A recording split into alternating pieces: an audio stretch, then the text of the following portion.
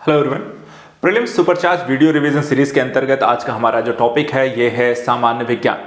सामान्य विज्ञान में आपको हम 4 अलग अलग टॉपिक डिस्कस करने वाले हैं। इसमें देखा जाए तो आपको फिजिक्स, केमिस्ट्री, बायो के साथ साथ हम science and tech, agricultural topic को भी इसमें शामिल करने वाले हैं और उससे संबंधित जो भी प्रश्न आते हैं, जो तथ्यात्मक जो जानकारी है, उनको हम यहाँ पे कंप्लीट करने का प्रयास करेंगे। सामान्य विज्ञान को 2 पार्ट में हम लेकर आएंगे। फर्स्ट पार्ट में हम यहाँ पर जा रहे हैं, आज की जो वीडियो रहेगा उसमें हम फिजिक्स और केमिस्ट्री को यहाँ पर लेकर डिस्कस करेंगे और जो सेकंड वीडियो हमारे यहाँ पर आएगा उसमें हम biology, science and tech, agriculture related सारे टॉपिक को कवर करने वाले हैं। तो 2 वीडियो में आपकी पूरी साइंस को हम कंप्लीट कर देंगे।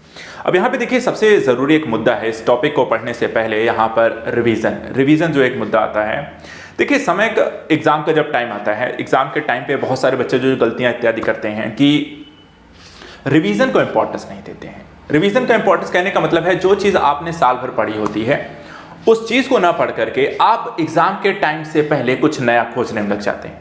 कोई नई मटेरियल मिल जाती है, कोई नई बुक मिल जाए, कोई नई पीडीएफ मिल जाए, कोई यहाँ पर कोचिंग के यहाँ पे संस्थान के कोई नोट्स मिल जाए, कोई नई मैगजीन इत्यादि मिल जाए जिससे हम यहाँ पर सारा पढ़ें। लेकिन आपको उन चीज़ों पर भरोसा नहीं रहता जिनको आपने लगातार साल भर पढ़ा है। देखिए, एक चीज़ यहाँ पे इंपॉर्टेंस ये है, मैं आपको इसको बता दूं कि रिवीजन जो आप करने जा रहे हैं, जो आप पढ़ रहे हैं, उन्हीं पे भरोसा करिए। आपको जो टॉपिक मैगजीन में है या फिर आपको कोई कोचिंग के नोट्स ढूंढ रहे हैं या कुछ अन्य चीज़ें आप यहाँ पे लग रहा है कि ये बहुत अच्छा यहाँ पे है, इसको पढ़ लेंगे तो हो जाएगा, उनमें भी वही सिलेबस है, वही टॉपिक है जो ऑलरेडी आपने पढ़ रखा है। इसलिए वो चीज़ें आपको जो नई लगेंगी, किस तरह सिस्टमेटिक है, क्या जानकारी कहाँ दी गई है, उसको पढ़ने में समय लगेगा। एक बार जब तक आप उसे पढ़ोगे, दूसरी बार पढ़ोगे, तब तक वो चीज़ें आपको थोड़ा सा याद होनी शुरू होती हैं। लेकिन वो व्यक्ति जो आपने स्टडी पढ़ रखा है या जो टॉपिक से पढ़ रखा है या बुक से पढ़ रखा है या नोट से अगर आपने पढ़ रखा है, आपको वो शब्द पेजेस पलटने के साथ ही वो कंटेंट आपको याद रहता है। इसलिए मेरा जो सजेशन है, एग्जाम होने से पहले नई चीजों पर भागने से बजाय आपको पुरानी चीजों पर भरोसा रखें। यानी कि जिन स्टडी मटेरियल को आपने अब तक पढ़ा है उन्हीं को रिवीजन के लिए भी यहां पर अप्लाई करें। नई चीजों को ना पढ़ें, बल्कि जो चीजें आप पढ़ते आए हैं उन्हीं को बार बार रिपीट करें। रिवीजन के संदर्भ में यहाँ पे देखिए, आपको मैं ये रिवीजन जो करा रहा हूं, मैं हर वीडियो में आपको बोलता हूं कि ये वीडियो सिर्फ रिवीजन के पर्पस से, आप इन्हें सिर्फ रिवीजन के पर्पस से देखें। आपको नया कंटेंट या पीडीएफ या नोट्स के पीछे मत भागिए। आपने जो पढ़ा है, मैं आपको कहता हूं कि आपके पास जो पीडीएफ है, जो आपके पास बुक है, मैं बार बार कहता हूं कि आप इस वीडियो के साथ साथ उन्हीं चीजों को पढ़ें। आपको ये रिवीजन के पर्पस है, आपको टेस्टिंग के लिए, आपको क्वेश्चंस के लिए, आप उन चीजों का यहाँ पर फायदा इसके माध्यम से उठा सकते हैं, रिवीजन कर सकते हैं इसको बार बार सुनते हुए। और इसी को सुनते हुए आप क्या कर सकते हैं, अपनी एक बुक उठा लीजिए, जो भी सब्जेक्ट पढ़ रहे हैं, जो सब्जेक्ट आपने, जो भी बुक आपके पास है, साइंस की है या जो भी नोट्स आपने बना रखे हैं, उसी को उठाकर पढ़ते चलिए। तो क्या हो गया, रिवीजन जो है मल्टीपल टाइम है। एक बार अपने आप से सेल्फ स्टडी करो, दूसरी बार इस वीडियो को देखो, एक बार फिर पढ़ो, फिर वीडियो को देखो, 2 बार वीडियो देख लो, 2 बार अपने स्तर पे पढ़ लो। आपका 100% आप उस टॉपिक पर यहाँ पर आपकी कमांड बन जाएगी। आप मैक्सिमम क्वेश्चन यहाँ पे करके आओगे। बस इस बात को यहाँ पे गांठ बांध लीजिए और 1 महीने सिर्फ इसी तरीके से स्टडी करिएगा, ठीक है।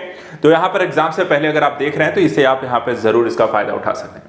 चलिए बात करते हैं आज के अपने इस वीडियो में साइंस को लेकर के, फिजिक्स, केमिस्ट्री को लेकर के किस तरीके के टॉपिक्स हैं, क्या क्या सिलेबस है इसके अंतर्गत और इसमें क्या क्या टॉपिक्स आपको पूछे जाते हैं, उनको लेकर के क्या राय रहती है। तो सबसे पहले देखिए, जो भौतिक विज्ञान शुरू करते हैं, सबसे पहले फिजिक्स को पढ़ते हैं और फिजिक्स में भी पहला जो टॉपिक यहां पर आपको देखिए आता है मात्रक, इकाई एवं भौतिक राशियों को लेकर के, ठीक है। आइए देखते हैं, यहां पे देखिए, समान भौतिक मात्रा की इकाइयों का प्रतिनिधित्व कौन करता है, तो जूल और कैलोरी दोनों ही समान चीजों के संदर्भ में आती हैं।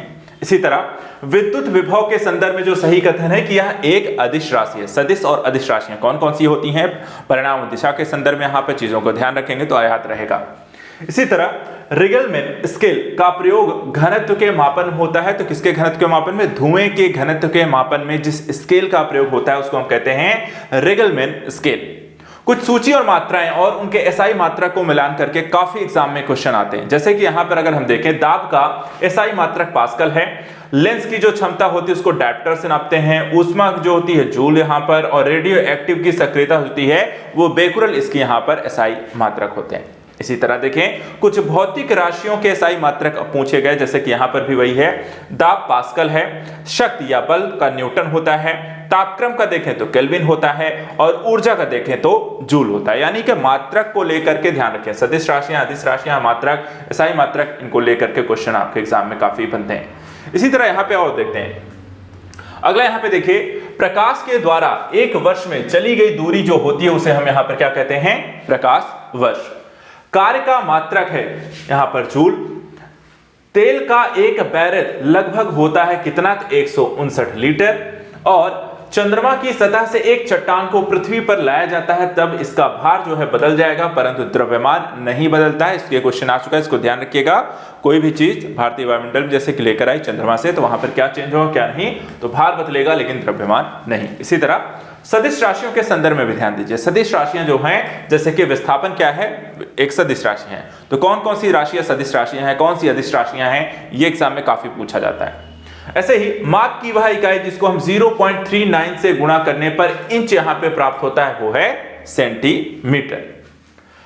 इलेक्ट्रॉन वोल्ट इकाई होती है, किसकी होती है, तो यहां पर ऊर्जा की। मेगावाट बिजली के नापने की जो इकाई है उसे हम क्या कहते हैं, विद्युत उत्पादन। किलोवाट घंटा जो मात्रक है यहां पे देखिए विद्युत ऊर्जा का होता है। 1 किलोवाट घंटा का जो मान होता है वो 3.6 इंटू 10⁶ यहां पर आपको जूल। हवाई जहाज तथा पोतों की गति नॉट में प्रदर्शित की जाती है और 100 नॉट की जो गति होती है वो 115 मील प्रति घंटा के बराबर होती है।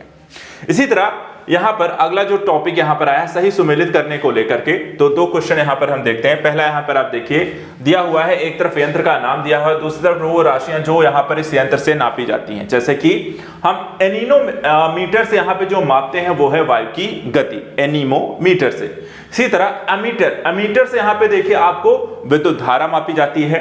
टैकोमीटर से हम देखें तो यहां पर घूर्णन की गति मापते हैं, और पायरोमीटर से अगर हम देखें तो यहां पर उच्च ताप को मापा जाता है।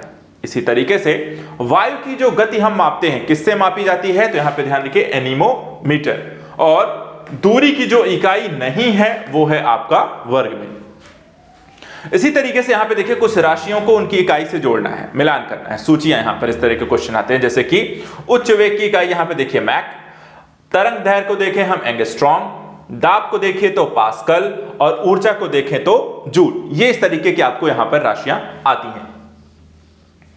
इसी तरीके से सूची और मिलान करने को लेकर और भी सारे प्रश्न यहां पर साइंस में आए हैं, जैसे कि भौतिक राशियां इकाइयों में त्वरण को मीटर प्रति सेकंड स्क्वायर इसकी इकाई है, तो बल की अगर हम देखें तो न्यूटन हो गई।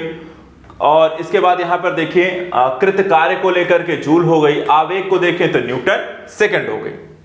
इसी तरह कुछ और भी काफी सारे देखिए इस तरह के प्रश्न आपको बनते हैं, इसलिए जब भी यहां पर भौतिक राशियों इकाई वाला पढ़ें तो वहां पर उनके मात्रक, एसआई मात्रक कौन से होते हैं, किस में मापते हैं, ये ध्यान रखें। बस ऐसे ही क्वेश्चन इसमें बनेंगे। क्यूसेक को देखें, क्यूसेक देखिए द्रव प्रवाह की दर होती है। इसी तरह बाइट को अगर हम देखें जिसमें कंप्यूटर है, रिएक्टर को देखें तो भूकंप की तीव्रता है, और बार को अगर हम देखें तो इसमें दाब आता है। वैसे ही तरंग दैर्घ्य को यहां पर देखें तो एंगस्ट्रॉम, ऊर्जा जूल, ध्वनि की तीव्रता डेसिबल, और आवृत्ति को हम यहां पर देखें तो हर्ट्ज से यहां पर मापते हैं। आप इन्हीं को बार बार रिवाइज करेंगे तो आपको याद हो जाएंगे, ठीक है। बस रिवीजन ही करना है आपको, ध्यान से मेरे साथ बस जुड़े रहना है, सुनते चलना है। वॉट की इकाई क्या होती है, आप आता है तो आप तुरंत उत्तर भी देते चले। वॉट की इकाई क्या है, शक्ति है। अपने स्तर पे जरूरी नहीं कमेंट करें, आप अपने स्तर पे रिवीजन करते रहिए, ठीक है। नॉट देखिए तो यहां पर इसकी जो इकाई होती है समुद्री जहाज की गति को हम नॉट में यहां पर मापते हैं। इसी तरह नॉटिकल मील जो होती है वहां पर नौ संचालन की दूरी होती है, और कैलोरी जो होता है उसको हम यहां पर ऊष्मा उसका मापन करते हैं। इसी तरह वेक्टर का परिमाण जो होता है वो बल होता है। दूसरा जो टॉपिक आता है विभिन्न मापक यंत्रों को लेकर के आए हुए प्रश्न, जैसे कि अति सूक्ष्म समय अंतराल यानी कि नैनो सेकंड से भी कम, यथार्थता जो नापे जाते हैं वो किससे, परमाणु घड़ी द्वारा। इसी तरह पायरोमीटर जो होता है उसके माध्यम से विकिरण ताप मापी होता है। पायर हेलियोमीटर का जो प्रयोग करते हैं वो सोलर रेडिएशन को नापने के लिए करते हैं। 1500 डिग्री सेंटीग्रेड से अधिक का ताप मापने के लिए जो प्रयोग किया जाता है वो पायरोमीटर होता है। अत्यधिक उच्च ताप को मापने के लिए हम पायरोमीटर का प्रयोग करते हैं। वह थर्मामीटर जो 2000 डिग्री मापने हेतु उपयुक्त होता है पूर्ण विकिरण पायरोमीटर। इसी तरह सोनार अधिकांशतः जो हम प्रयोग करते हैं नौ संचालकों के द्वारा।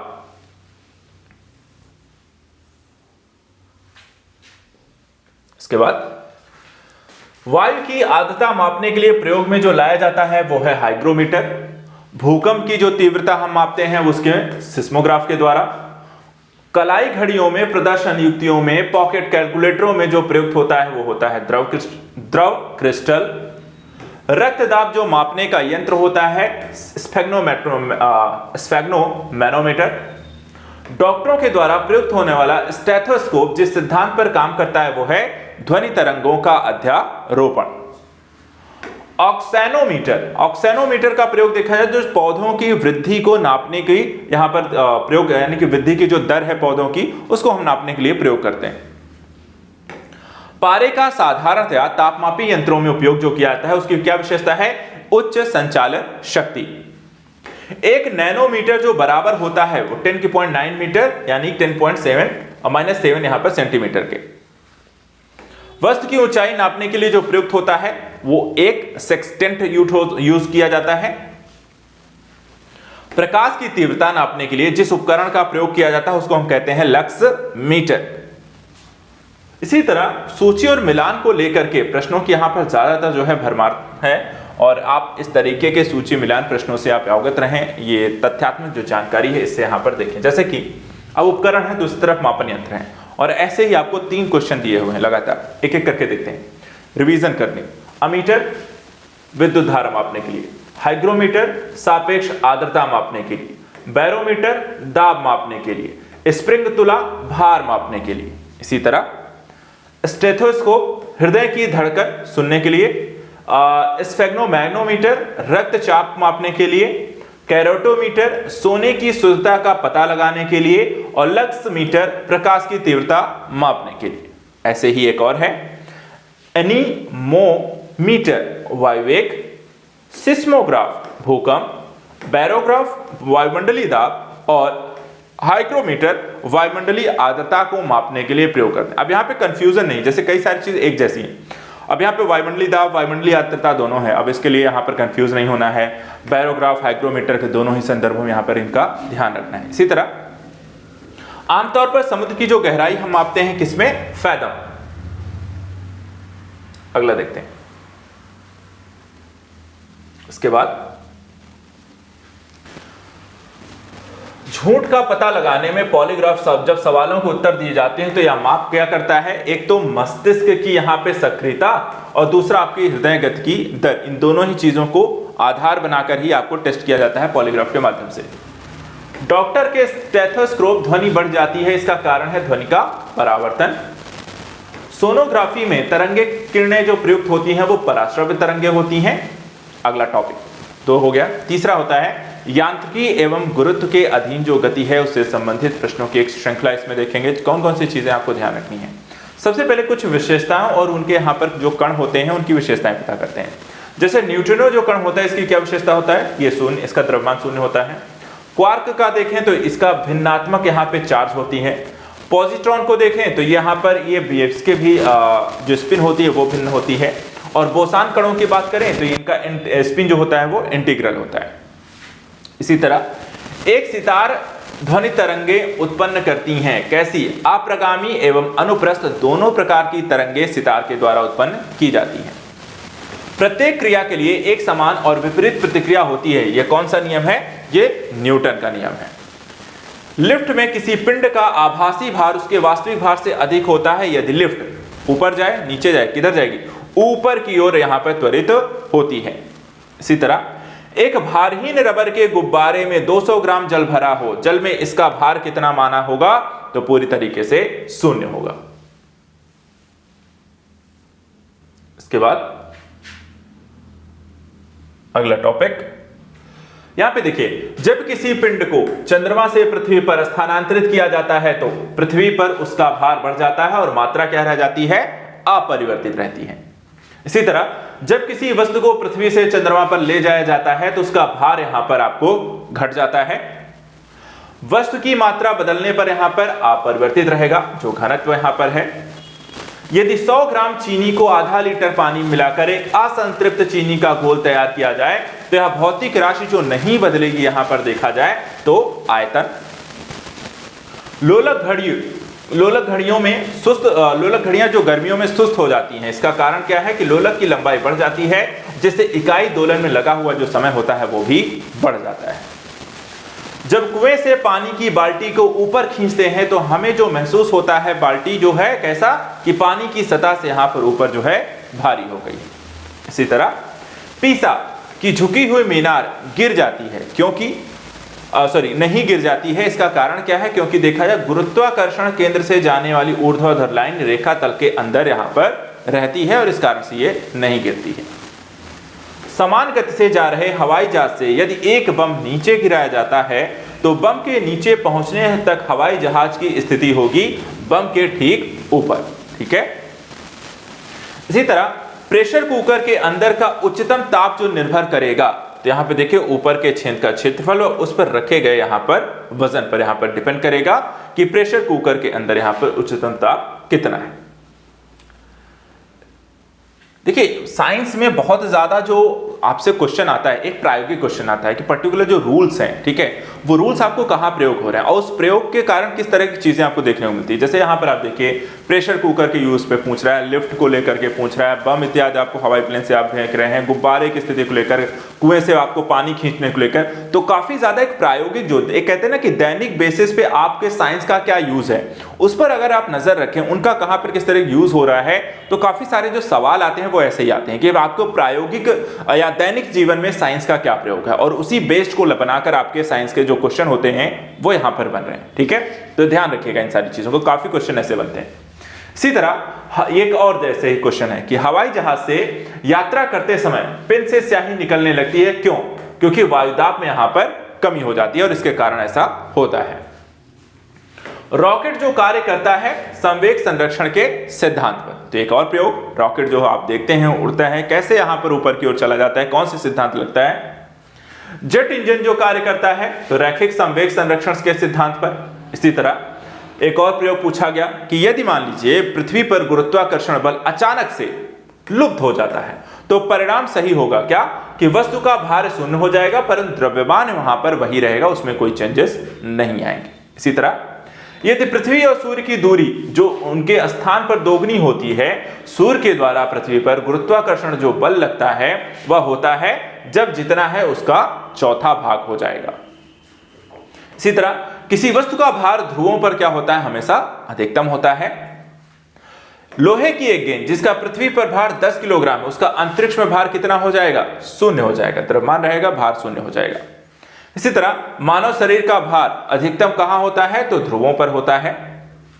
वायुमंडलीय दाब का अचानक गिरना यह इंगित करता है कि भाई तूफान आने वाला है, अगर वायुमंडलीय दाब अचानक से गिर जाए तो।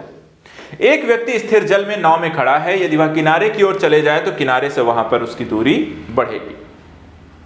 इसी तरह पानी से भरे एक बीकर में एक बर्फ का टुकड़ा तैर रहा है, जब संपूर्ण बर्फ यहां पर पिघल जाएगा तो स्थिति क्या होगी? कि पानी की सतह यहां पर आपको देखा जाए तो अपरिवर्तित रहेगी। इसी तरह एक व्यक्ति चलती रेलगाड़ी में इंजन की ओर मुंह करके बैठा है, वह एक सिक्का उछालता है जो उसके पीछे गिरता है, तो रेलगाड़ी जो चल रही है आगे गतिवर्धन के साथ। इसी तरह नदियों में पानी के बहाव के लिए जो जिम्मेदार होता है वो घर्षण का बल जिम्मेदार होता है। इसके बाद देखें पानी का घनत्व अधिकतम जो होता है वो 4 डिग्री सेल्सियस पर, जल का अधिकतम जो घनत्व होता है वो 270 केल्विन पर। एक ट्रेन जैसे ही चलना आरंभ करती है उसके बैठे हुए यात्री सिर पीछे की ओर यहां पर झुक जाता है, इसका कारण क्या है? कि बैठे बैठे अचानक से पीछे की ओर हो जाते हैं। ऐसा क्यों होता है? स्थिरता का, जड़त्व का जो नियम है उसके कारण। वायु शक्ति या विंड पावर जो होती है, ऊर्जा का वह भाग जो विद्युत ऊर्जा में परिवर्तित होता है, कौन सा? गतिज ऊर्जा। समुद्र में प्लवन करते हुए आइसबर्ग पर का समुद्र की सतह से ऊपर जो भाग होता है वो 1/9 भाग होता है। इसी तरह अंतरिक्ष यात्री निर्वात में सीधे खड़े नहीं रह सकते, उसका कारण क्या होता है? वहां पे गुरुत्व नहीं होता है। जब एक चलायमान वस्तु का वेग 2 गुना हो जाता है तो उसकी गतिज ऊर्जा कितनी गुना हो जाती है? 4 गुना हो जाएगी, कि 2 का दूना 4 गुना, ध्यान रखिएगा। इसी तरह एक अंतरिक्ष यान, ठीक है, काफी सारे यहां पे देखिए आप अंतरिक्ष यानों को देखते हैं। एक अंतरिक्ष यान जो यहां पर पृथ्वी का मान लीजिए चक्कर लगा रहा है, से एक यहां पर सेब आपको छोड़ दिया जाए तो यहां पे अंतरिक्ष यान के साथ साथ उसकी गति क्या हो जाएगी? गतिमान रहेगी। ठीक है। कलाई घड़ियों में, प्रदर्शन युक्तियों में, एक पॉकेट कैलकुलेटर में यहां पर देखा जो प्रयुक्त होता है वो द्रव क्रिस्टल होता है। जब एक व्यक्ति उपग्रह में पृथ्वी का चक्कर लगाता है तो उस समय उसकी स्थिति क्या होगी? द्रव्यमान अपरिवर्तनीय रहेगा, परंतु भार क्या हो जाता है? शून्य हो जाता है। ये क्वेश्चन बार बार रिपीटेड किया गया है, ठीक है। अपने अक्ष पर एक उपग्रह पर बराबर पृथ्वी के चक्कर लगाता रहता है, वह ऐसा करता है अभिकेंद्रित बल के कारण। चलिए अब आते हैं अगले चैप्टर पर। स्थूल पदार्थों के गुणों को लेकर किस तरीके के प्रश्न यहां पर एग्जाम में पूछे गए हैं? जैसे कि जब किसी साबुन के बुलबुले को आवेशित किया जाता है तो क्या घटित होता है कि त्रिज्या बढ़ जाती है। इसी तरह विभिन्न स्थानों पर भार का मान परिवर्तित होता है, जबकि द्रव्यमान जो रहता है वो कैसा? स्थिर रहता है। एक कमजोर यानी कि दुर्बल जो बल है, जब तक अधिक द्रव्यमान प्रयुक्त ना हो वो कैसा रहेगा? उसका गुरुत्वाकर्षण बल रहेगा। अर्धचालक क्या है? तो यहां पे देखिए अर्धचालक जो होता है, जैसे कि सिलिकॉन जो है वो क्या है? एक अर्धचालक होता है। साबुन के बुलबुले के अंदर का जो दाब होता है वो वायुमंडलीय दाब से क्या होगा? अधिक होता है। तेल जल के तल पर फैल जाता है, इसका कारण क्या है? क्योंकि तेल का तल तनाव पानी से यहां पर हमेशा कम होता है। लोहे की सुई पारे की तरह यहां पर तैरती रहती है पृष्ठ तनाव के कारण। तो लोहे की सुई देखा जाए पानी में डूब जाती है, लेकिन पारे की सतह पर वो तैरती रहेगी, तो उसका कारण होता है उसके पृष्ठ तनाव के कारण। एक सुई पानी में डूब जाती है, जबकि लोहे से बना जहाज जो है पानी पे तैरता रहता है, इसका क्या कारण है? तो सुई का अपेक्षित घनत्व उसके द्वारा हटाए गए पानी के अपेक्षित घनत्व से यहां पर हमेशा अधिक होता है। इसी तरह जब कोई जहाज नदी से सागर में घुसता है तो वह कुछ ऊपर की ओर हमेशा उठेगा। कमरे के ताप पर सिलिकॉन होता है, वह एक क्या है? अर्धचालक होता है। चलिए अब बात करते हैं कुछ ध्वनि और तरंगों से संबंधित प्रश्नों को लेकर के। जैसे कि मनुष्य का कान सबसे सुग्राही होता है 1000 हर्ट्ज पर।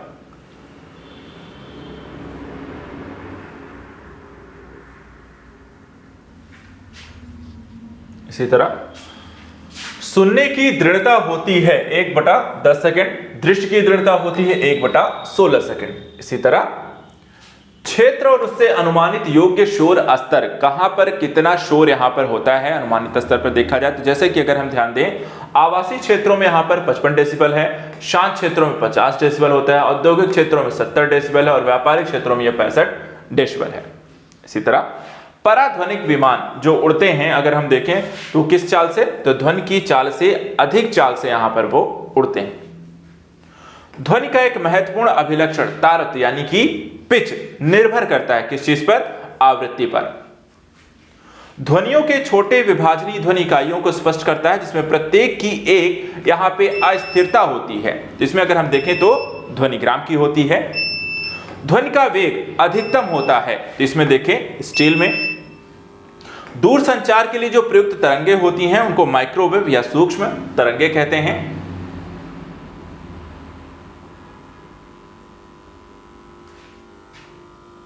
इसके बाद दूरदर्शन प्रसारणों में ध्वनि संकेतों को प्रेषित करने में जो प्रयुक्त तकनीकी होती है वो आवृत्ति मॉड्यूलन होती है। किसी टीवी सेट को चलाने के लिए रिमोट नियंत्रण इकाई के द्वारा जो प्रयोग किया जाता है वो अवरक्त और रेडियो तरंगे होती हैं। इसी तरह ध्वनि एक हानिकारक ध्वनि प्रदूषक कहलाती है क्या? तो अगर वहां पे आप जो डेसिबल है 80 डेसिबल से अधिक हो जाता है तो हम उसे कह सकते हैं ध्वनि प्रदूषण की स्थिति। थर्मस फ्लास्क में लंबे समय तक तरल गर्म या ठंडा रहता है क्योंकि ऊष्मा की कोई हानि यहां पर प्राप्ति नहीं होती है। तो संचालन, संवहन और विकिरण ऊर्जा जो होती है। ठोस तथा गैस दोनों माध्यम में जो चल सकती है तो वहां पे ध्वनि तरंगे नहीं जहां चल सकती हैं वो निर्वात में। पराश्रव्य वे ध्वनियां हैं जिनकी आवृत्ति कितनी होती है? करीब 20,000 हर्ट्ज से अधिक। सोनार में हम उपयोग करते हैं तो यहां पे देखिए पराश्रव्य तरंगों का।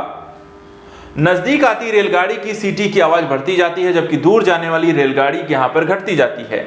यह प्रपंच या फिनोमिनन क्या कहलाता है? तो ये डॉपलर प्रभाव का यहां पर एक उदाहरण है।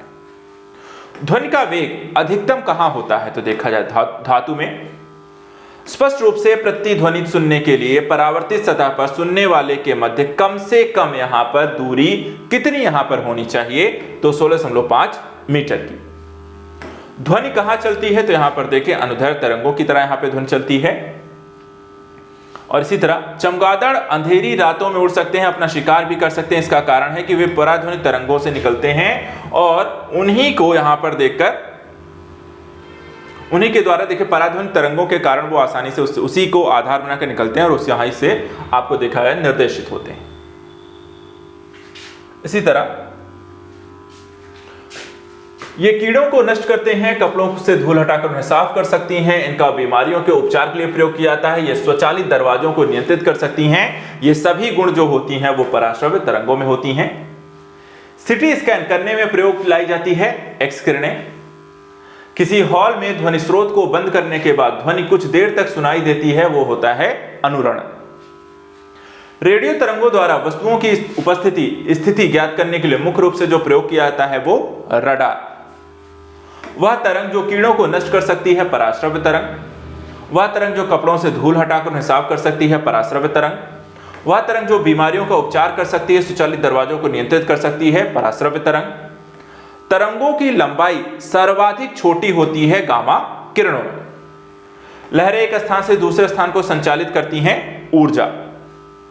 प्रेक्षागृह की दीवारें और छत रेशेदार सामग्री जैसे कांच से रेशे यहां पे आच्छादित करी जाती है, ध्वनि को अवशोषित और प्रतिध्वनि को बचाने के लिए। एक अंतरिक्ष यात्री चंद्रमा की सतह पर अपने सहयात्री को सुन नहीं सकता है क्योंकि ध्वनि प्रचारित होने का कोई माध्यम वहां पर नहीं होता है। अब इसके बाद देखिए अगला चैप्टर इसमें आता है ऊष्मागतिकी के संदर्भ में।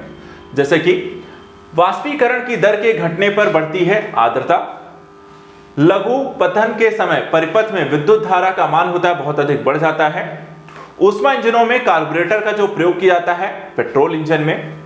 विद्युत चुंबकीय विकिरणों के ऊर्जा का अवरोही क्रम गामा, बीटा और अल्फा होती है।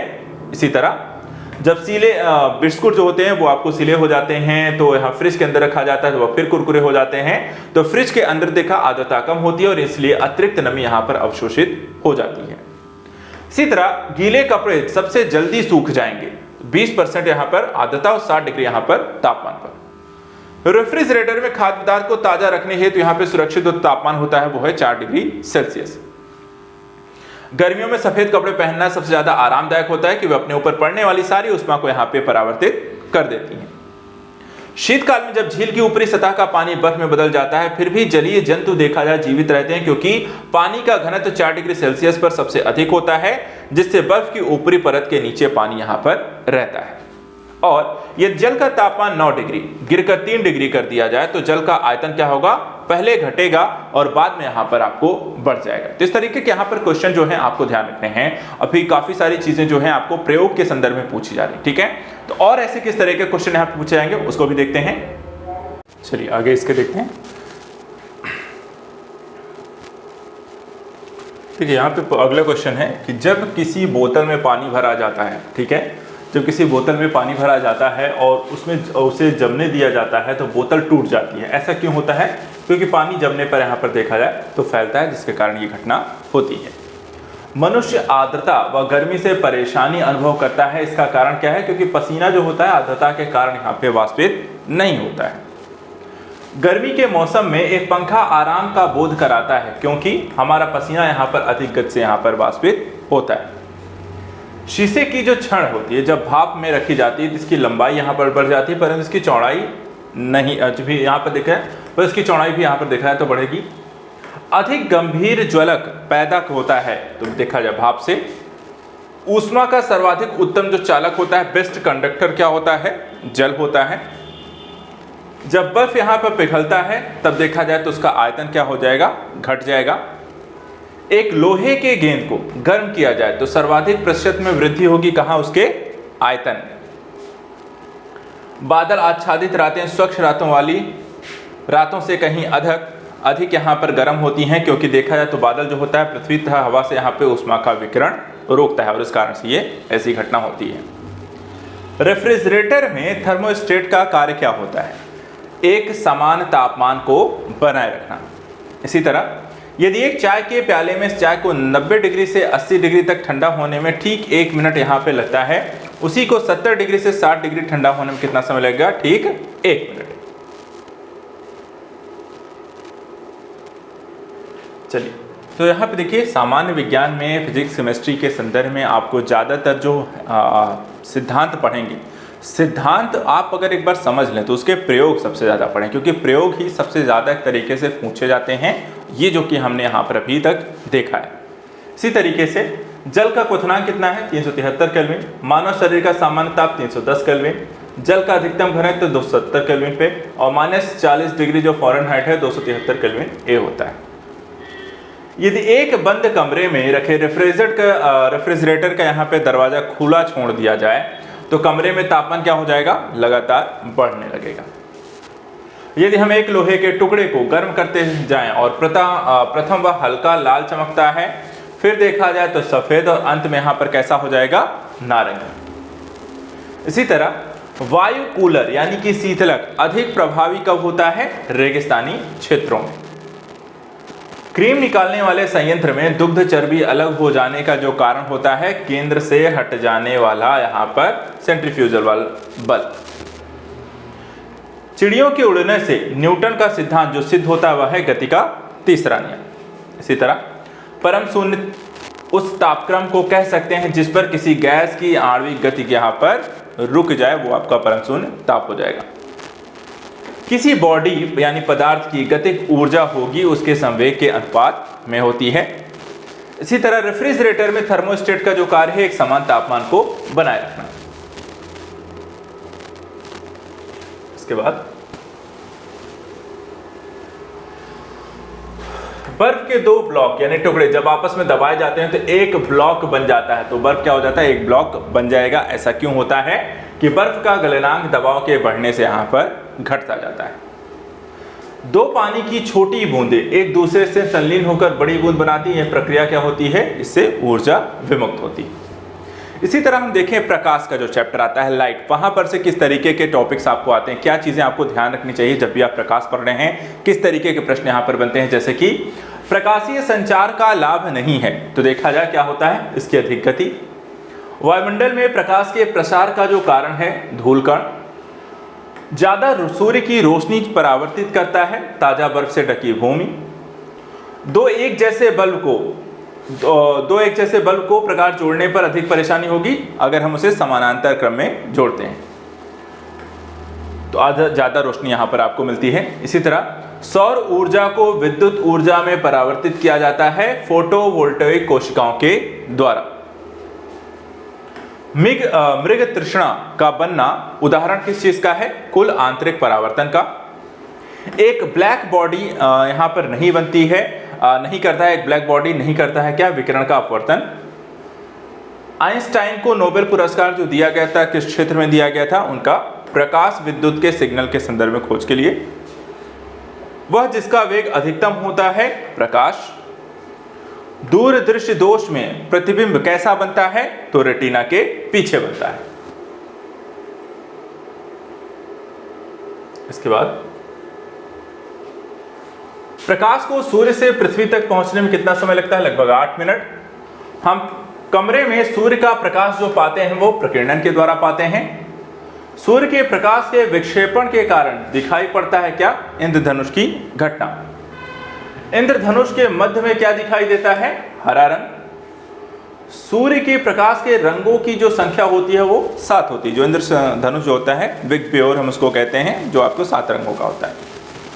शरीर के अंदर के अंगों को देखने के लिए डॉक्टर एंडोस्कोप का यहाँ पर उपयोग करते हैं। यह किस चीज पर आधारित है, प्रकाश को पूर्ण आंतरिक परावर्तन के सिद्धांत पर।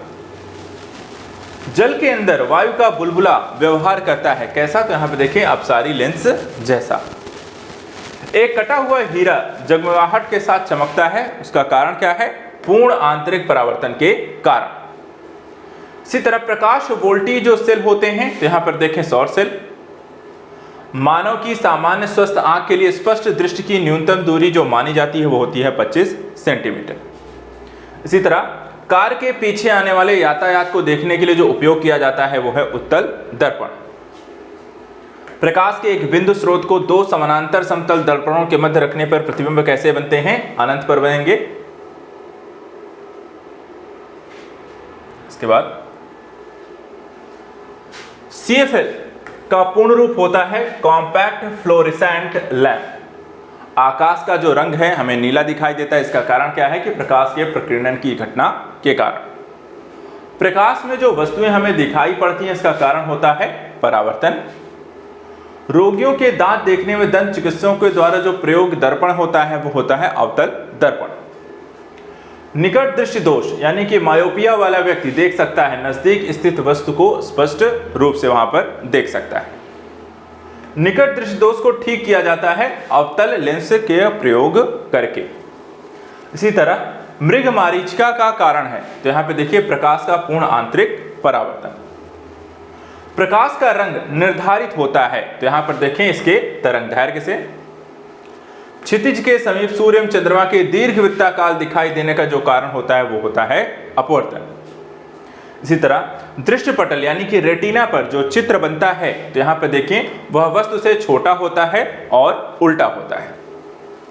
इसी तरह हीरा चमकदार दिखाई देता है, तो यहां पर संपूर्ण आंतरिक परावर्तन के कारण। मनुष्य की आंख में प्रकाश तरंगे स्नायु उद्वेगों में परावर्तित होती हैं, तो यहां पे देखिए अक्षपट यानी कि रेटिना पर।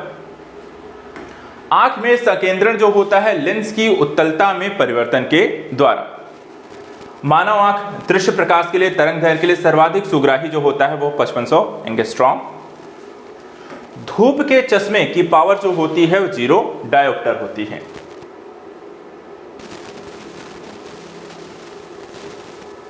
इसी तरह खतरे के संकेतों के लिए लाल प्रकाश का प्रयोग किया जाता है, इसका प्रकीर्णन क्योंकि सबसे कम होता है। धूप से बचने के लिए छाते में रंग संयोजन ऊपर उजाला और नीचे काला। प्रकाश का रंग निर्धारित होता है इसके तरंग लंबाई के द्वारा। प्रसारी विश्व की जो संकल्पना आधारित है वो है डॉपलर प्रभाव पर। सूर्यास्त और सूर्योदय के समय सूर्य के लाल रंग होने का जो कारण होता है वो है प्रकाश का प्रकीर्णन। खगोलीय दूरदर्शी से बना जो प्रतिबिंब होता है तो देखा जाए काल्पनिक होता है और बड़ा होता है। खोज बत्ती में दर्पण जो प्रयोग किया जाता है वो नतोत्तर दर्पण या अवतल दर्पण। आंख की सुग्राह्यता सबसे अधिक होती है, तो देखिए पीला और हरा रंग के बीच में। दृश्य प्रकाश का दैर्घ्यमान प्रसार होता है, यहां पे देखिए 390 से 780 नैनोमीटर के बीच। रात्रि दृष्टिकोण के कैमरे में उपयोग नहीं करता है, तो देखा जाए वस्तुओं से एक्स विकिरण पर। किसी तारे का रंग दर्शाता है, तो यहां पे देखिए इसका ताप। जब प्रकाश एक माध्यम से दूसरे माध्यम में जाता है तो उसे अपवर्तित रहता है उसकी आवृत्ति। पूर्ण सूर्य ग्रहण के दौरान सूर्य को सीधे देखने के से आंख में अपरिवर्तनीय क्षति पहुंचती है। रेटिना का जलना सूर्य की इस विकिरण के कारण होता है अल्ट्रावायलेट प्रकाश।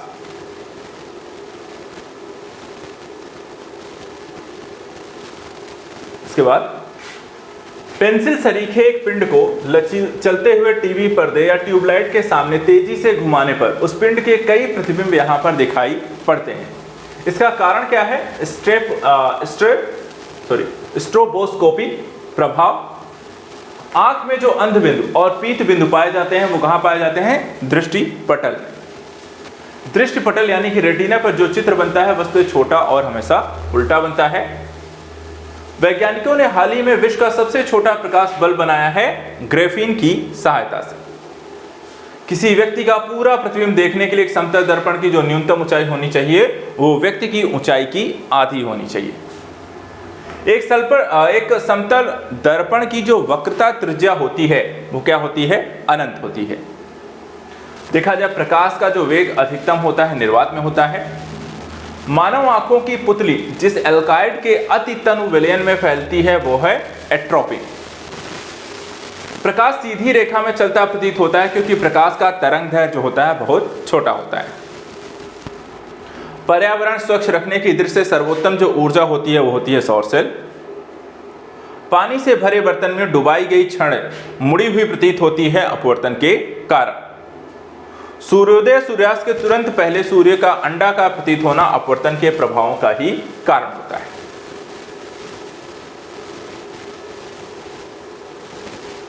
इसके बाद जब समानांतर समतल दर्पणों के मध्य कोई वस्तु रख दी जाए तो बनने वाले प्रतिबिंबों की जो संख्या होती है वो कितनी होती है? अनंत।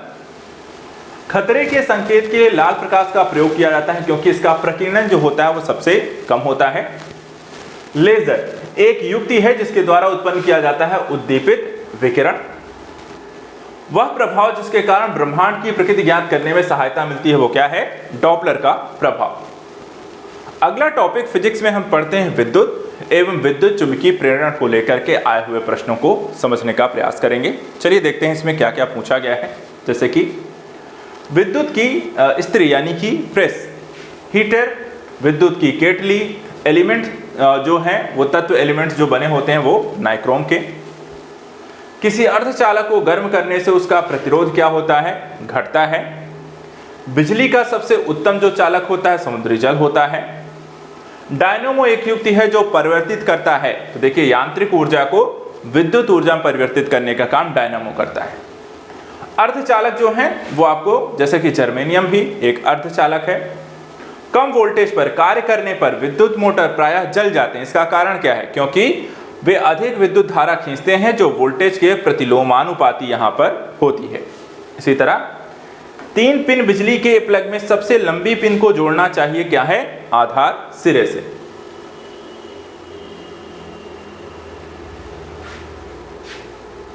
इसके बाद जब टीवी का स्विच ऑन किया जाता है तो श्रव्य और दृश्य दोनों एक साथ यहां पर शुरू हो जाते हैं। ट्रांसफार्मर प्रयुक्त होते हैं एसी वोल्टेज का उपचयन तथा अपचयन करने के लिए। इसी तरह प्रत्यावर्ती धारा विभव को उच्चाई अथवा अपचाई करने के लिए जो प्रयोग होता है उसको हम ट्रांसफार्मर कहते हैं। इसी तरह विद्युत उपकरणों में अर्थ का जो उपयोग किया जाता है किस संदर्भ में? यहां पे देखें सुरक्षा के लिए। नव आविष्कृत उच्च ताप अतिचालक कौन सा है? तो सिरेमिक ऑक्साइड। फ्यूज में प्रयुक्त होने वाली तार की विशेषताएं क्या होती हैं? कि उच्च प्रतिरोधक शक्ति और निम्न गलनांक। ऊष्मा का बहुत अच्छा चालक है कौन? यहां पे पारा। किसी अर्धचालक का प्रतिरोध गर्म करने पर क्या है? घटता है। विद्युत का सबसे अच्छा चालक होता है चांदी। एक युक्ति जो इलेक्ट्रिकल ऊर्जा को यांत्रिक ऊर्जा में बदलती है वो है मोटर। और सिलिकॉन एवं जर्मेनियम जो है वो क्या है? अर्धचालक। इसी तरह घरों में लगे पंखे, बल्ब, ट्यूब आदि लगे होते हैं समानांतर क्रम में लगे होते हैं। आपस में जुड़ी दो आवेशित वस्तुओं के बीच विद्युत धारा नहीं प्रभावित होती है यदि वे यहां पे समान यहां पर विभव पर हो। इसके बाद किसी अतिचालक के द्वारा प्राप्त अधिकतम जो ताप होता है वो कितना होता है? 133 केल्विन। ट्रांजिस्टर का एक महत्वपूर्ण यहां पे भाग क्या है? जर्मेनियम। यांत्रिक ऊर्जा को विद्युत ऊर्जा में परिवर्तित करना जो कार्य है किसका है? डायनेमो का।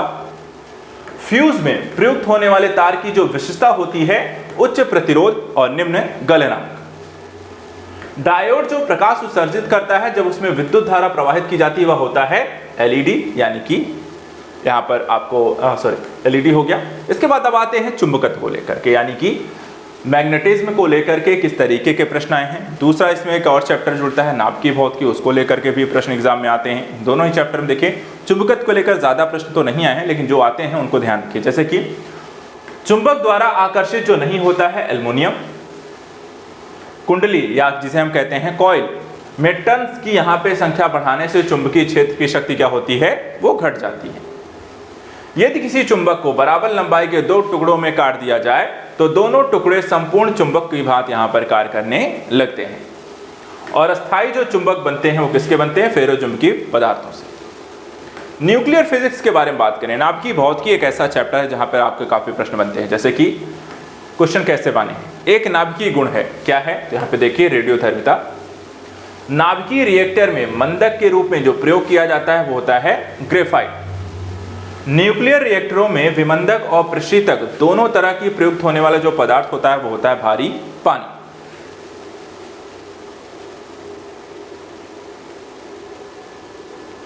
इसके बाद प्राकृतिक यूरेनियम जिसमें रेडियोधर्मी U-235 आइसोटोप का घटक कृत्रिम रूप से बढ़ाया जाता है होता है कौन सा है? वो समृद्ध यहां पर यूरेनियम होता है। सितारों में अक्षय ऊर्जा के स्रोत का जो कारण है हाइड्रोजन का हीलियम में परिवर्तित होना। इसी तरह सूर्य की जो ऊर्जा उत्पन्न होती है कैसे होती है? नाभिकीय संलयन के द्वारा। सौर ऊर्जा जो उत्पन्न करती है, तो यहां पर भी देखिए सौर ऊर्जा भी नाभिकीय संलयन से उत्पन्न होती है। नाभिकीय रिएक्टर और परमाणु बम में जो अंतर है वो नाभिकीय रिएक्टर श्रृंखला अभिक्रियान्वयन नियंत्रित यहां पर होता है। एटम बम किस सिद्धांत पर यहां पर आधारित होता है? तो नाभिकीय विखंडन पर। परमाणु बम का कार्यकारी सिद्धांत यूरेनियम का नाभिकीय विखंडन है और हाइड्रोजन बम का यहां पे कार्यकारी जो सिद्धांत होता है वो है ड्यूटेरियम का नाभिकीय संलयन। अनियंत्रित संलयन अभिक्रिया सिद्धांत किस पर आधारित है? तो देखें हाइड्रोजन बम पर। जो विखंडन होने वाले पदार्थ को उससे अधिक उत्पन्न करता है जितना वह जलाता है, तो वह क्या है? तो यहां पर देखिए एक ब्रीडर रिएक्टर। इसी तरह कल्पक्कम सुर्खियों में रहा है अपने परमाणु शक्ति परियोजना के कारण। कल्पक्कम के फास्ट ब्रीडर टेस्ट रिएक्टर में शीतलक के रूप में क्या प्रयोग किया गया है? गलित सोडियम। नाभिकीय ईंधन के रूप में प्रयोग नहीं किया जा सकता है कैल्शियम का। भारत का परमाणु संयंत्र 4 भूकंपीय सेफ्टी पेटी में यहां पर जो अवस्थित है वो कौन सा है? नरौरा। भारत का 20वां परमाणु बिजली जो घर है वो है कैगा, जो कि कर्नाटक में पड़ता है।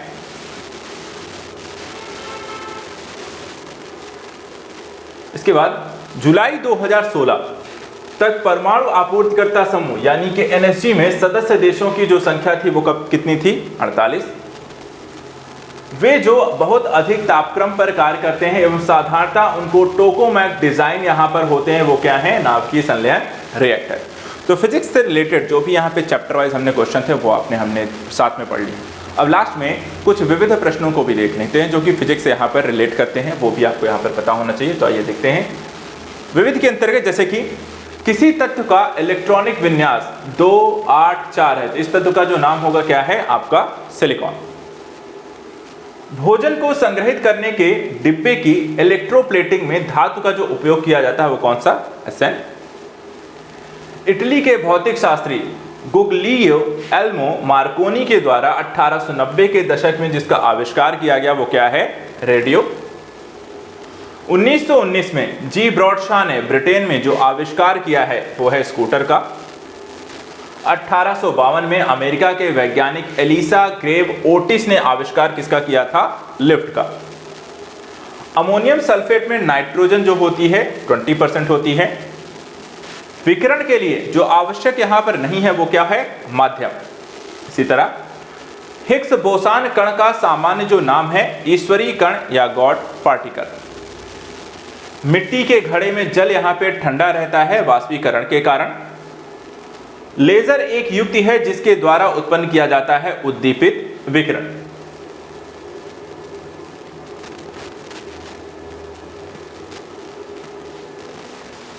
इसके बाद स्वचालित कलाई घड़ियों में उपयोग किया जाता है हमारे हाथ के विभिन्न संचालन से यहां पर।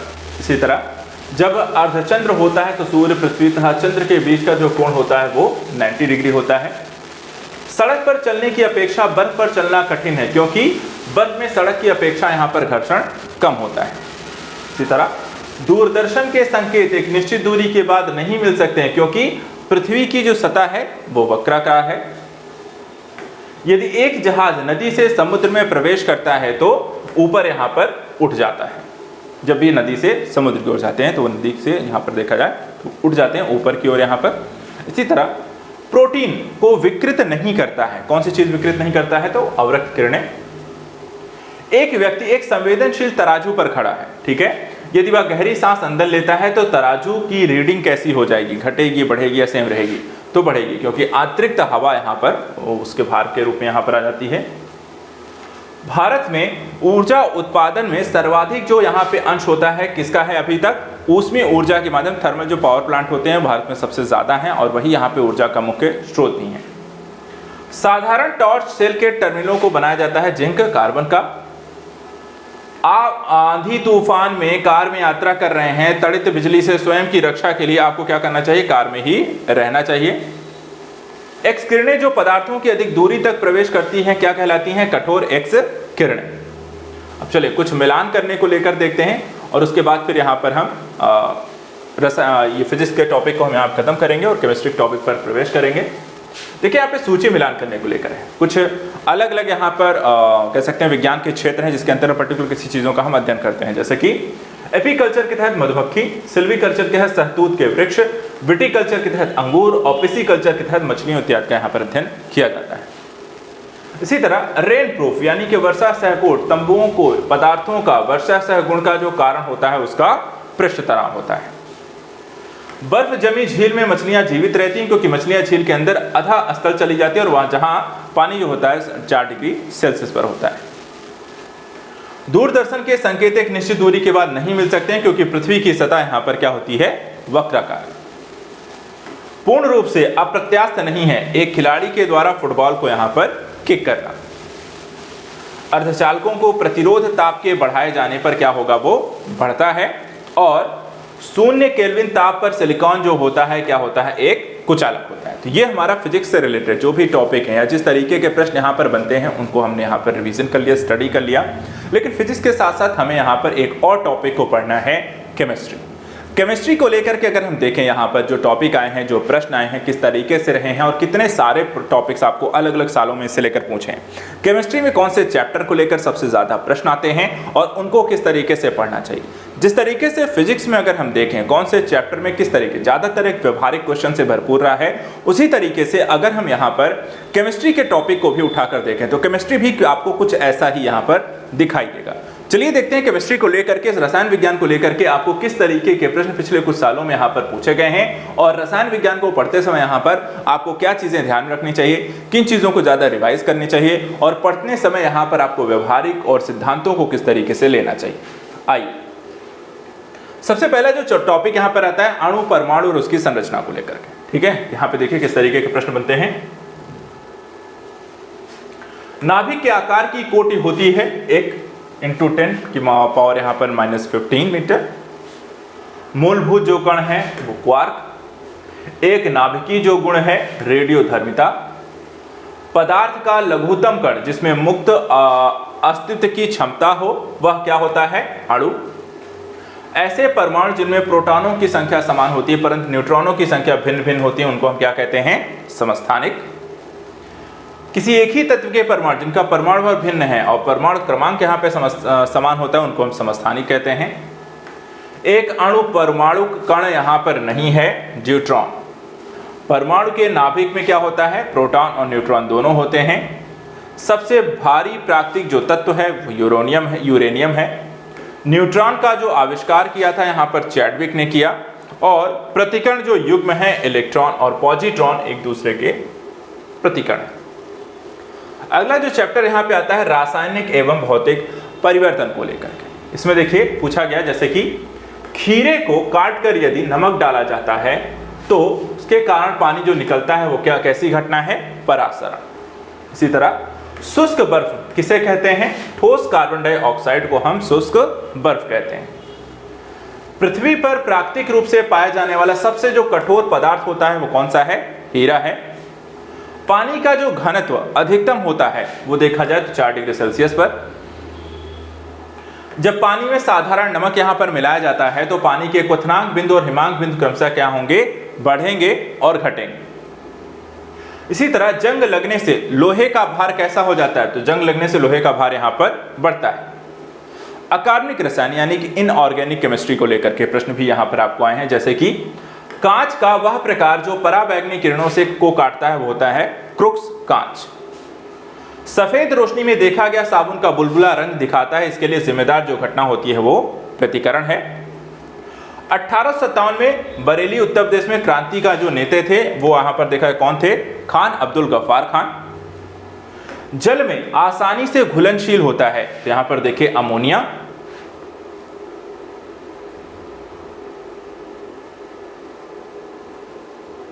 इसके बाद किसी व्यक्ति का रक्तचाप 140 mmHg है तो इसका उल्लेख Hg से तात्पर्य क्या होता है, मरकरी से होता है। बर्तनों को चमकीला बनाने के लिए क्या प्रयोग किया जाता है, जिंक ऑक्साइड। फोटोग्राफी में सोडियम थायोसल्फेट विलयन का प्रयोग करते हैं, इसका कारण क्या है, क्योंकि ये अनअपघटित AgBr को विलेय सिल्वर थायोसल्फेट संकुल के रूप में निकालने के काम होता है। फोटोग्राफी की प्लेट पर जो परत चढ़ाई जाती है तो यहां पर सिल्वर ब्रोमाइड की। वह पदार्थ जो फोटोग्राफी में तथा एक एंटीक्लोर के रूप में प्रयुक्त होता है कौन सा है? Sodium thiosulphate. हाल ही में सीरिया के गृह युद्ध में रासायनिक हथियार का प्रयोग हुआ था और इसमें जो प्रयोग किया गया था वो थी कौन सी गैस? सरीन गैस। नदी के जल प्रदूषक के निर्धारण के लिए घुली हुई मात्रा जो मापी जाती है ऑक्सीजन की मापी जाती है कि पानी में कितने यहां पर ऑक्सीजन है। कृत्रिम वर्षा हेतु प्रयुक्त जो पदार्थ है तो यहां पे देखिए सिल्वर आयोथाइड। सड़कों पर काम करने के लिए निकला कलाईवाला बर्तनों को चमकदार रूप से हेतु देने हुए तो उन्हें चमकदार चांदी के समान तत्व का प्रयोग रगड़ने हेतु करते हैं। या तत्व जो होता है जस्ता। निश्चेतक के रूप में प्रयुक्त हो सकने वाले पदार्थ क्लोरोफॉर्म, नाइट्रस ऑक्साइड जो होते हैं आपको निश्चेतक के रूप में यहां पर प्रयोग किए जाते हैं।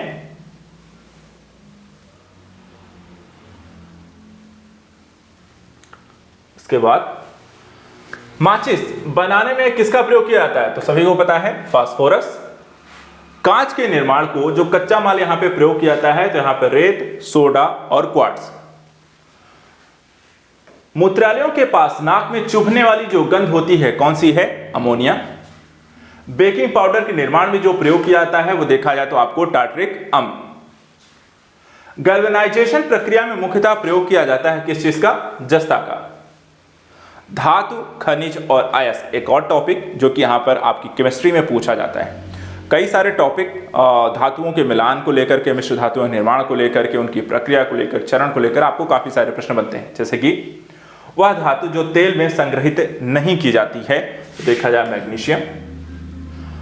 कॉपर व एल्यूमिनियम धातुओं से बनते हैं, क्या बनते हैं? तो विद्युत तार।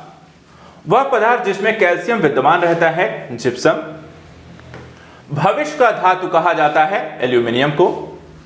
कांच को गहरा नीला रंग जो प्रदान करता है क्यूप्रिक ऑक्साइड। स्टेनलेस स्टील एक मिश्र धातु है जिसमें लोहे के साथ क्या मिलाया जाता है? क्रोमियम। हाल ही में खोजी गई विश्व की सबसे महंगी जो धातु कौन सी बन गई है? एंडोडेड्रल फुलरीन। इसी तरह पिच ब्लेंड का मुख्य स्रोत क्या होता है? यूरेनियम। धातु को ठंडे पानी से त्वरित क्रिया करती है जहां पर देखा है सोडियम। कठोरतम जो धातु है प्लैटिनम और मूल जो तत्व है वो है रेत।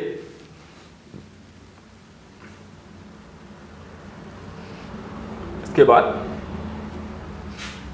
स्वतंत्र अवस्था में पाई जाने वाली जो धातु होती है वो है सोना।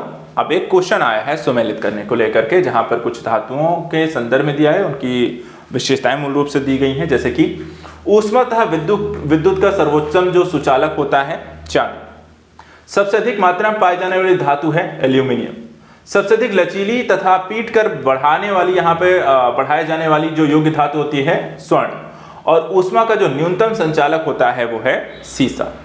इसी तरह यहाँ पर भी मिलान करने को लेकर के हैं, जैसे कि हीरा जो होता है कार्बन है का प्रतिरूप है, संगमरमर देखा है तो कैल्शियम का है, बालू जो है सिलिकॉन का और स्नेहक जो होते हैं ग्रेफाइट। इसी तरह आभूषणों में जो प्रयुक्त किया जाता है किस चीज का प्रयोग किया जाता है? गार्नेट का।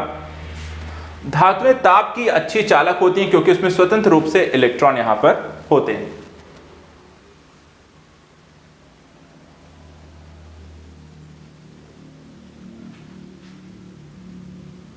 इसमें देखिए प्राकृतिक रूप से प्राप्त जो पदार्थ हैं और उपस्थित तत्व, जैसे कि हीरा जो है कार्बन के रूप में, संगमरमर कैल्शियम के रूप में, रेत कैल्सिलिकॉन और रूबी यहाँ पे एल्युमिनियम।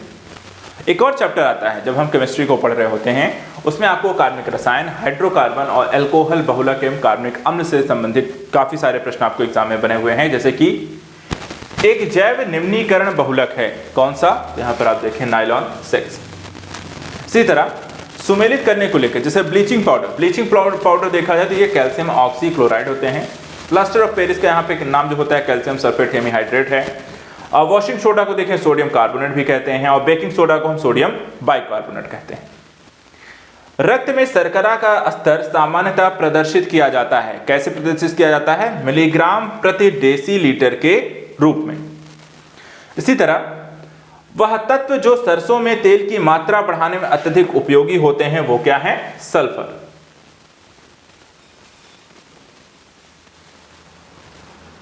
आगे देखते हैं। वह यौगिक जो एक प्राकृतिक गैस का मुख्य अवयव होता है कौन सा है? मीथेन। शुष्क बर्फ है ठोस कार्बन डाइऑक्साइड। बुलेट प्रूफ वस्तुओं के निर्माण में बहुलक जो प्रयुक्त होता है कौन सा है? पॉलीकार्बोनेट्स। बुलेट प्रूफ वस्त्र बनाने में प्रयोग किया जाता है पॉलीएमाइड। बुलेट प्रूफ खिड़की बनाने में बहुलक जो उपयोग किया जाता है पॉलीकार्बोनेटेड। सिगरेट के धुएं में मुख्य जो प्रदूषक होता है कौन सा है? तो यहां पे देखिए कार्बन मोनोऑक्साइड व बेंजीन। गैसोलीन में इथेनॉल मिश्रित करना कानूनन यहां पे अनिवार्य कर दिया गया है ब्राजील ने। पॉलीथीन की थैलियों को नष्ट नहीं किया जा सकता क्योंकि वो किसकी बनी होती हैं? पॉलीमर से। फोटोग्राफी में प्रयोग किया जाता है आपको देखा जाए तो ऑक्सैलिक अम्ल का। एक प्राकृतिक बहुलक नहीं है देखा जाए तो यहां पे आपका नायलॉन। एक प्राकृतिक बहुलक है रेशम। ठंडे देशों पर पारे के स्थान पर एल्कोहल को तापमापी द्रव के रूप में वरीयता दी जाती है। एल्कोहल का द्रवणांक यहां पर देखा जाए तो निम्नतर होता है। प्राकृतिक रबर का बहुलक क्या है? प्राकृतिक रबर का बहुलक देखा जाए तो आइसोप्रीन। अंगूर में प्रचुर मात्रा में पाए जाने वाला जो ऑर्गेनिक अम्ल होता है वो कौन सा है? टार्ट्रिक अम्ल। अंगूर, इमली तथा केला में जो प्रयुक्त मात्रा में प्राप्त होता है कौन सा अम्ल होता है? टार्ट्रिक अम्ल। आगे देखते हैं। कार्बन यौगिक का एक रूप जिसमें 60 कार्बन परमाणुओं का गुच्छा होता है जो परस्पर यहाँ पे पंचभुज और खटभुज से बने बहुफलकीय संरचना से जुड़े होते हैं, क्या है? तो उसको हम कहते हैं बकमिंस्टर फ्लोरीन। इसी तरह वुड स्प्रीट कहा जाता है। तो वुड स्प्रीट कहा जाता है किसे? मेथिल अल्कोहल को। फिनॉल का उपयोग जो किया जाता है तो यहां पे देखिए बेकेलाइट के निर्माण में। बहुलक जो विशेषता बर्तनों में न चिपकने वाली सतह के रूप में प्रयोग किया जाता है टेफ्लॉन। और भारी पानी का जो अणुभार होता है कितना होता है? 20। अगला यहां पे देखिए क्वेश्चन पूछा गया कि बहुलक नहीं है तो इसमें से कौन सा बहुलक नहीं है? देखा जाए कि कपास का प्रमुख जो घटक है, कपास का प्रमुख घटक जो होता है सेलुलोज। शुष्क बर्फ होता है ठोस कार्बन डाइऑक्साइड। खाद्य पदार्थों के परिरक्षण के लिए प्रयोग में लाया जाने वाला जो रसायन होता है वो कौन सा है? Sodium benzoate. कीटभक्षी पौधे कीटों को पकड़ते समय उनका भक्षण करते हैं किस चीज के लिए? नाइट्रोजन की कमी को पूरा करने के लिए। इसी तरह हास्य गैस कहा जाता है तो कौन सी गैस है जिसे हास्य गैस कहते हैं? नाइट्रस ऑक्साइड को। लेड पेंसिल में जो विद्यमान होता है वो ग्रेफाइट होता है।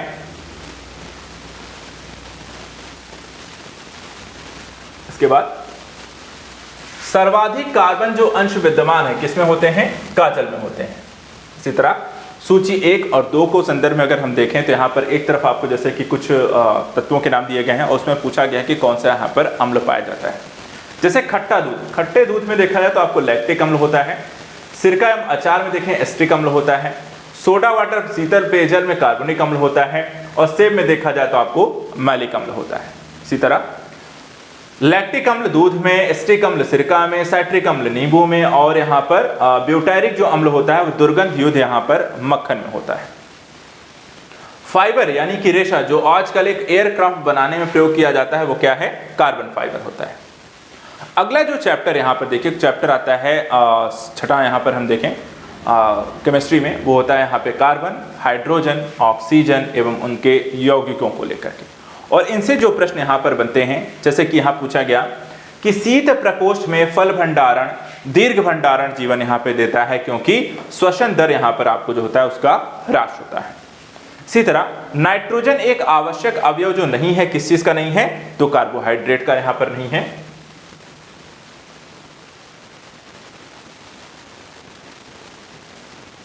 इसके बाद हाइड्रोजन सल्फाइड प्रदूषक का मुख्य स्रोत क्या है?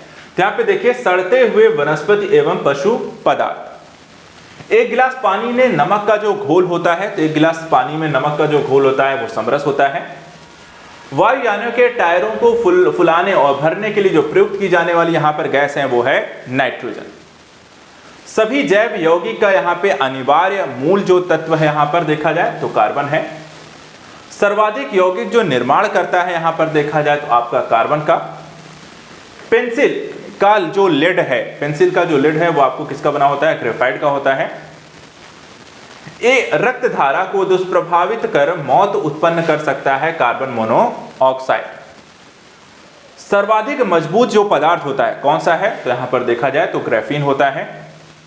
कार्बन से कौन सी चीज बनी है, तो ग्राफीन कार्बन से बनी होती है। कार्बन की जो मात्रा अधिकतम होती है, तो यहां पर देखा जाए ढलवा लोहे में होती है।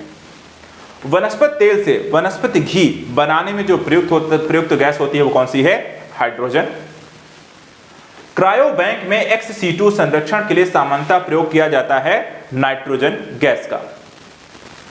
स्थल मंडलीय एवं वायुमंडलीय नाइट्रोजन की मात्रा जो अप्रभावित होती है वो होती है नाइट्रोजन मुक्ति से। अस्पतालों में मंद निश्चेतक के रूप में जो प्रयुक्त गैस होता है वो है आपका नाइट्रस ऑक्साइड।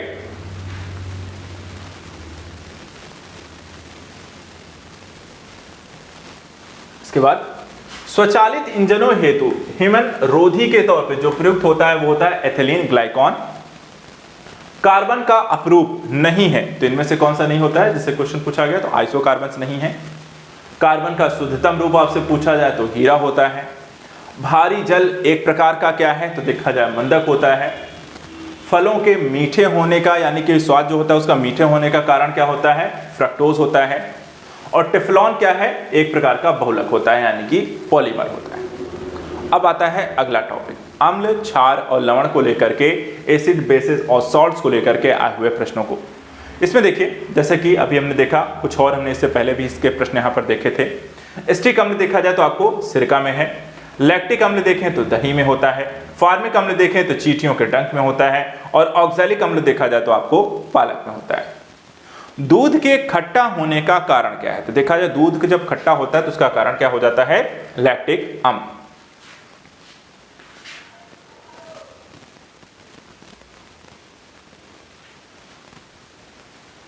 ऐसे ही देखिए अमाशय रस में उपस्थित जो अम्ल होता है कौन सा है, हाइड्रोलिक अम्ल है। हड्डियों में जो उपस्थित अम्ल है वो कैल्शियम फास्फेट होता है। सिरका में जो उपस्थित अम्ल है एस्टिक अम्ल होता है। और दूध का खट्टा होना तो उसका कारण होता है लैक्टिक अम्ल। इसी तरह शुद्ध जल का पीएच मान कितना होता है, तो शुद्ध जल का पीएच मान यहां पर 7 होता है। फल सेब में देखा जाए तो मैलिक अम्ल होता है। समुद्री शैवाल महत्वपूर्ण जो स्रोत होते हैं आयोडीन के होते हैं।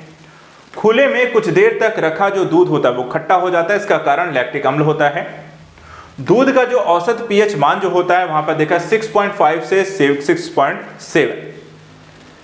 कार की बैटरी में जो प्रयोग किया जाता है वो होता है सल्फ्यूरिक अम्ल। अनिवार्य वसा अम्ल जो नहीं है तो स्टेरिक अम्ल है। अग्निशमकों में सल्फ्यूरिक अम्ल के साथ सोडियम बाइकार्बोनेट का घोल होता है। और सामान्य नमक के लिए जो एक स्रोत होता है वो होता है हैलाइट। चलिए अब बात करते हैं कुछ अक्रिय गैसों और मिश्र धातुओं से रिलेटेड यहाँ पे प्रश्नों को लेकर। सबसे पहले यहाँ पे देखा है अक्रिय गैस, इससे ज्यादा प्रश्न तो नहीं आए हैं लेकिन कुछ क्वेश्चन यहाँ पर आपको देखने को मिलते हैं। जैसे कि कौन सा जो तत्व है जो नोबल गैस यहाँ पर नहीं है, तो नोबल गैस यहाँ पर देखिए आपका क्रिप्टन।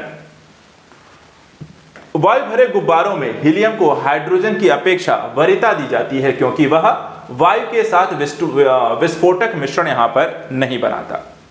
ऐसे ही वायु में नहीं पाई जाती है, तो वायु में देखा जाए तो आपको रेडॉन गैस जो होती है नहीं पाई जाती है। प्रकाशीय सजावट तथा विज्ञापन के लिए विसर्जन नलिकाओं में जो प्रयुक्त होने वाली गैस होती है वो कौन सी है, नियॉन। और गोताखोरों को सांस लेने संबंधी क्रिया में उपयोग की जाने वाली जो गैस होती है ऑक्सीजन तथा हीलियम। अब यहां पर अगला टॉपिक आता है मिश्र धातुएं। मिश्र धातुओं को लेकर किस तरीके के प्रश्न आए हैं, यानी कि अलग अलग तत्वों को मिलाकर बनाई गई वस्तुएं और उन वस्तुओं का यहां पर उपयोग, इस तरीके के प्रश्न यहां पर बनते हैं इस चैप्टर से। जैसे कि आयरन, क्रोमियम और निकल की जो मिश्र धातु होती है स्टेनलेस स्टील। पीतल के जो अवयव होते हैं जैसे कि जस्ता और तांबा। जर्मन सिल्वर एक मिश्र धातु है कॉपर, जिंक तथा निकिल की। कांसा मिश्रित जो धातु है तांबा और टिन की। तांबे की मात्रा जो अधिकतम होती है वो कांसे में होती है। तो यहां पर इसी तरीके के आपको प्रश्न इसमें बनते हैं। इसके बाद तांबे की जो मात्रा अधिकतम है आपको कांसे में है। पीतल, कांस्य और जर्मन सिल्वर सभी उभय घटक के रूप में किसमें विद्यमान होते हैं, तांबे में। स्टेनलेस स्टील बनाने में लोहे के साथ जो प्रयुक्त होने वाली महत्वपूर्ण जो धातु होती है वो कौन सी है, क्रोमियम है। धब्बा रहित लोहा बनाने में लोहे के साथ प्रयुक्त होने वाली जो महत्वपूर्ण धातु है वो है क्रोमियम। जर्मन सिल्वर में चांदी का जो प्रतिशत होता है 0%। गन कॉटन जो होती है सेल्यूलोज नाइट्रेट की बनी होती है। इसी तरह कुछ धातुएं और उससे यहाँ पर मिश्रित धातु बनकर बनाई गई, वहां पे पूछा है किससे बनी हुई हैं, जैसे स्टेनलेस स्टील क्रोमियम निकेल और आयरन से मिलकर बनी होती है। जर्मन सिल्वर कॉपर जिंक निकल से बनी होती है। कांसा कॉपर और टिन से, और पीतल देखा जाए तो कॉपर और जिंक से बनती है। ऐसे ही एक और यहाँ पे देखा जाए क्वेश्चन है, जैसे कि मॉर्फिन को हम यहाँ पे एनाल्जेसिक भी कहते हैं। सोडियम जो होता है केरोसिन तेल से, और बोरिक अम्ल जो होता है एंटीसेप्टिक होता है, और जर्मन सिल्वर जो होता है मिश्र धातु होती है। तो इस तरीके से आपको क्वेश्चन इस टॉपिक से लगातार बनते हैं। पीतल जो मिश्र धातु है जस्ता और तांबे से मिलकर बनी होती है। इसके बाद देखिए यहाँ पे अपमार्जक उर्वरकों को लेकर के, विस्फोटकों को लेकर के प्रश्न आए हुए हैं, जैसे कि वह उर्वरक जिसमें नाइट्रोजन एमाइड के रूप में रहता है यूरिया, डीएपी यानी कि फास्फोरस, तथा यहाँ पे नाइट्रोजन जो पाई जाती है 18% और 46%। यूरिया में जो नाइट्रोजन पाई जाती है एमाइड के रूप में। अमोनिया फास्फाइड जो प्रयोग की जाती है कीटनाशक के रूप में। यूरिया नाइट्रोजन का जो प्रतिशत होता है लगभग 47%। गैमेक्सीन कहा जाता है बेंजीन हेक्साक्लोराइड को। एक और क्वेश्चन देखिए यहाँ पर सुमेलित करने को लेकर है, जैसे कि हड्डियों में उपस्थित जो आपको तत्व होता है कैल्शियम फास्फेट, सिरका में उपस्थित अम्ल एसिटिक अम्ल, दूध का खट्टा होना लैक्टिक अम्ल, और फलों का जो पकना होता है वो एथिलीन के कारण। एक चैप्टर आता है जिसमें ईंधन और विस्फोटक पदार्थों को लेकर भी आपको केमिस्ट्री में प्रश्न यहाँ पर पूछे जाते हैं, जैसे कि एलपीजी का मुख्य जो अवयव होता है ब्यूटेन है। डाइक्लोरो डाइफिनाइल डाइक्लोरो इथेन यानी कि डीडी जो है एक अजैव अपघटनीय यहाँ पर प्रदूषक होते हैं।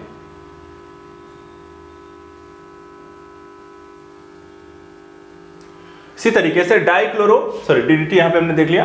संपीड़ित प्राकृतिक जो गैस सीएनजी मुख्यतः बनी होती है मीथेन की। रेफ्रिजरेटर और एयर कंडीशनर में फ्रियॉन गैस होती है। न्यूनतम पर्यावरणीय प्रदूषण जो उत्पन्न करता है हाइड्रोजन करता है। ऊर्जा का व्यवहारिक स्रोत यहां पर बायोगैस नहीं होती है। भारी वाहन में डीजल का उपयोग किया जाता है क्योंकि वो उच्च क्षमता और आर्थिक बचत के रूप में सही रहती है। गोबर गैस प्रणाली का जो आविष्कार किया था वो सीबी देसाई ने किया।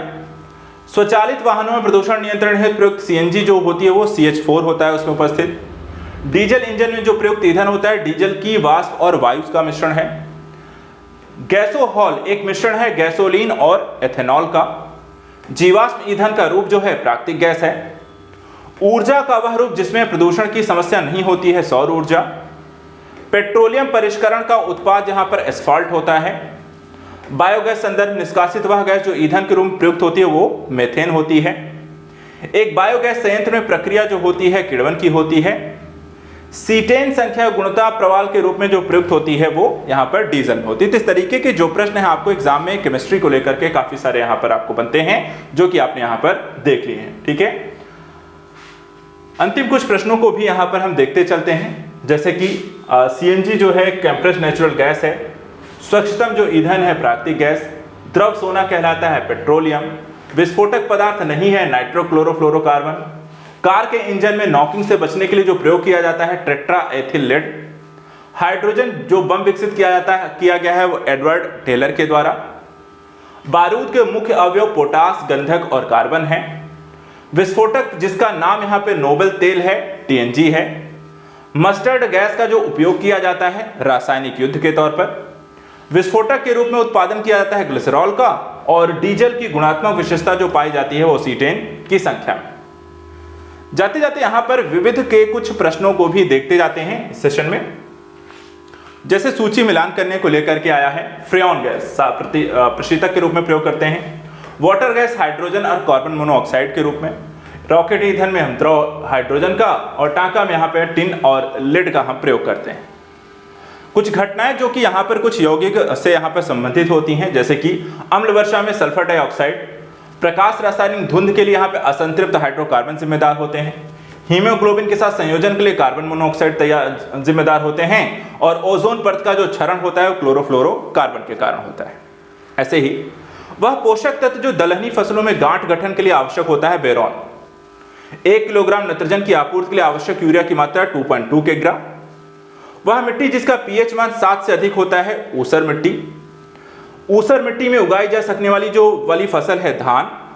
और आलू के चिप्स प्लास्टिक के थैलों में संकुचित किए जाते हैं नाइट्रोजन यहां पर वातावरण में।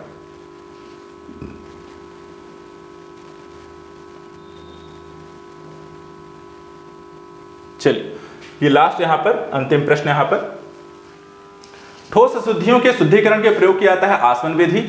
जीवाश्म की आयु निर्धारित करने उपयोग होता है कार्बन 14। राष्ट्रीय रासायनिक प्रयोगशाला पुणे में है। एक गैस जो धरती पर जीवन के लिए हानिकारक और लाभदायक दोनों है, कार्बन डाइऑक्साइड। चूहा विष के रूप में प्रयोग करते हैं जिंक फॉस्फाइड का। हड्डियों को अंधेरे में चमकने का कारण वायु के संपर्क में सफेद फास्फोरस का धीमी गति से दहन होना। रेडियोधर्मी पदार्थ उत्सर्जित करता है अल्फा, बीटा और गामा किरणें। पृथ्वी की आयु का मापन हम यूरेनियम विधि के द्वारा करते हैं। रेडियोधर्मी डेटिंग एक प्रक्रिया जिसमें मापा जाता है चट्टानों को। पराबैंगनी विकिरण पृथ्वी पर जीवन की रक्षा करती है वायुमंडल के ओजोन गज से। और आर्सेनिक के द्वारा जल प्रदूषण सर्वाधिक होता है पश्चिमी बंगाल में। तो इस तरीके से यहाँ पर हमने आज के इस टॉपिक में एक लेक्चर में यहाँ पर केमिस्ट्री से रिलेटेड सारे प्रश्नों को, फिजिक्स से रिलेटेड सारे यहाँ पर रिवीजन कर लिया है। नेक्स्ट लेक्चर में हम यहाँ पर बायोलॉजी और उससे संबंधित यहाँ पर आपको साइंस एंड टेक कृषि विज्ञान को लेकर क्वेश्चन को डिस्कस करेंगे। तो इस टॉपिक को मल्टीपल टाइम रिवीजन कर लीजिएगा। एक बार अपने स्तर फिजिक्स केमिस्ट्री को पढ़िएगा। फिजिक्स केमिस्ट्री को पढ़ते समय व्यवहारिक आपको उसका प्रयोग और उसके सिद्धांत बस आपको इतना ध्यान रखना है। तो आई होप यहाँ पर आपको रिवीजन में हेल्प करेगा। मल्टीपल टाइम इसको यूज कर सकते हैं, सुन सकते हैं और इसके यहाँ पर रिवीजन आपको बेहतर हो जाएगा। तो आज सेशन में इतना ही। नेक्स्ट वीडियो में कुछ और इंपॉर्टेंट टॉपिक्स को लेकर मिलेंगे। Thank you so much and good luck.